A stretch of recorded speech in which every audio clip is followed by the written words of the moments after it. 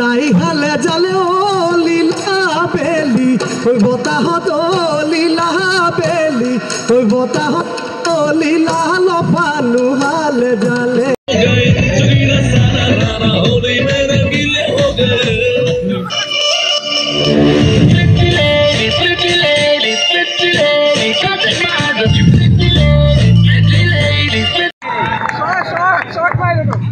জাতীয় বিদ্যালয়ৰ কণমানি ছাত্ৰ ছাত্ৰীসকলৰ লগতে আমবাগান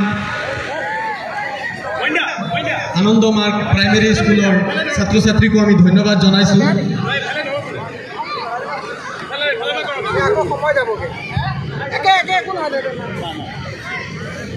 দুয়ো দলৰ অধিনায়কক আমি টছ কৰিবৰ কাৰণে খেলপথাৰৰ মাজমজিয়াত বিচাৰিছো।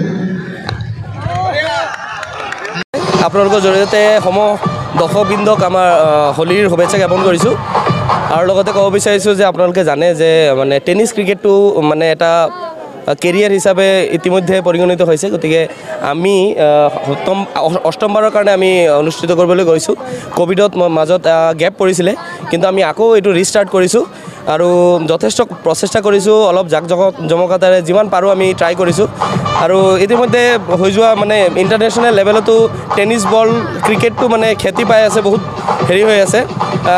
ডেভিড গগৈ খেলি গৈছে আমাৰ মুম্বাইৰ টীমত। গতিকে মই ভাবোঁ যে আমাৰ এই সৰু অঞ্চলৰ পৰা কিমান প্লেয়াৰ যদি ওলাব পাৰে তেতিয়াহ'লে আমাৰ কাৰণে বহুত ভাল। আৰু আমাৰ এই খেলখনতো দিল্লীৰ পৰা ইউপিৰ পৰা প্লেয়াৰ্ছ আহি পেলাই খেলে, বহুত ভাল হয় খেল। এবাৰ দেখা যাক কি হয়, আমি যথেষ্ট প্ৰচেষ্টা কৰিছোঁ আমাৰ ফালৰ পৰা।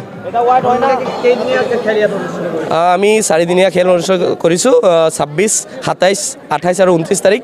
আপোনালোকৰ জৰিয়তে সমূহ দৰ্শকবৃন্দক আমাৰ এই খেল চাবলৈ মানে সকলো দৰ্শকক নিমন্ত্ৰণ জনাইছোঁ, আপোনালোক আহিব।